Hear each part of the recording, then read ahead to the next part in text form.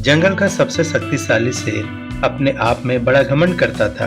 उसे लगता था कि वह जंगल का बेताज बादशाह है और उसके सामने कोई टिक नहीं सकता। एक दिन शेर अपनी शान में जंगल की सैर पर निकला। तभी उसने जमीन पर रेंगती हुई चींटियों की एक लंबी कतार देखी।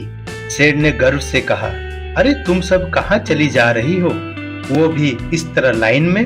चींटी ने शांति से जवाब दिया, हम सब भोजन की तलाश में हैं। जंगल बहुत बड़ा है, हम कहीं खो ना जाएं, इसलिए लाइन में चल रहे हैं। शेर हंसते हुए चींटी से कहता है, यह जंगल मेरा है और मैं यहाँ का राजा हूँ। तुम्हें मुझसे डर नहीं लगता? चींटी मुस्कुराते हुए कहती है, महाराज डर किस बात का? आप बड़े जानवरों को खा सकते हैं, हमें तो नहीं। शेर को यह बात चुभ गई। उसकी आंखों में गुस्से की लहर दौड़ पड़ी। शेर गरजते हुए, तुम मुझे चुनौती दे रही हो? मैं तुम्हें इसी पल कुचल सकता हूँ। चींटी ने मस्ती में जवाब दिया, अरे महाराज अभी हम बिजी हैं, बाद में कोशिश कर लेना। साथ ही अपने साथियों को कहती है, चलो साथियों आगे बढ़ते हैं। यह कहकर चींटियां अपनी कतार में आगे बढ़ने लगी। शेर ने अपने बड़े पंजे से उन्हें कुचलने की कोशिश की, लेकिन चींटियां फुर्ती से पेड़ की जड़ में छुप गई।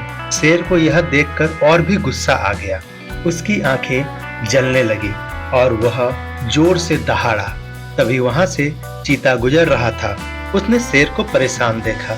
चीता शरारत भरे अंदाज में शेर को कहता है, महाराज क्या हुआ, आप इतने परेशान क्यों हैं? शेर ने सारी कहानी चीते को सुनाई। चीता थोड़ी देर के लिए सोच में पड़ गया और फिर उसकी आंखों में एक चमक आ गई।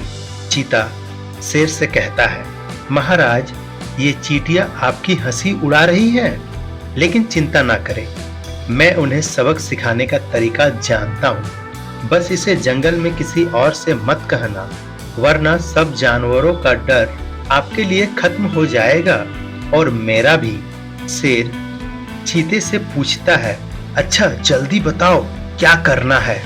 चीता कहता है, महाराज पास ही के पेड़ पर मधुमक्खियों का एक बड़ा छत्ता है, हम वहां से थोड़ा शहद लाएंगे और उसे मैदान में एक पत्ते पर रख देंगे। जब चींटियां उस शहद को खाने आएंगी तो आप उन्हें अपने पंजे से मसल देना। शेर थोड़ा सोचते हुए कहता है, लेकिन शहद को पेड़ से उतारेगा कौन? चीता मुस्कुराते हुए कहता है, महाराज वो मेरे ऊपर छोड़ दीजिए, मैं मधुमक्खियों से शहद मांग लूंगा। शेर ने अगले दिन का वादा किया और चीता मधुमक्खी के पास गया। चीता मधुमक्खी से कहता है, अरे ओ शहद की मक्खी, महाराज शेर का तबीयत ठीक नहीं है, उन्हें थोड़ा शहद चाहिए। अगर तुमने शहद नहीं दिया तो महाराज तुम्हारे छत्ते को तोड़ देंगे। मधुमक्खी डर गई और उसने तुरंत शहद दे दिया। अगले दिन चीता शहद लेकर मैदान में पहुंच गया और शेर का इंतजार करने लगा। इसी बीच मधुमक्खी ने जंगल के बाकी जानवरों से शेर के बीमार होने की बात कह दी। यह खबर चींटियों तक भी पहुंच गई। चींटी आपस में बातें कर रही हैं, सुनो साथिया, शेर ने हमें फंसाने के लिए शहद रखा है, इस बार हम उसे उसकी ही चाल में फंसा देंगे। चींटियों ने अपनी एक योजना बनाई।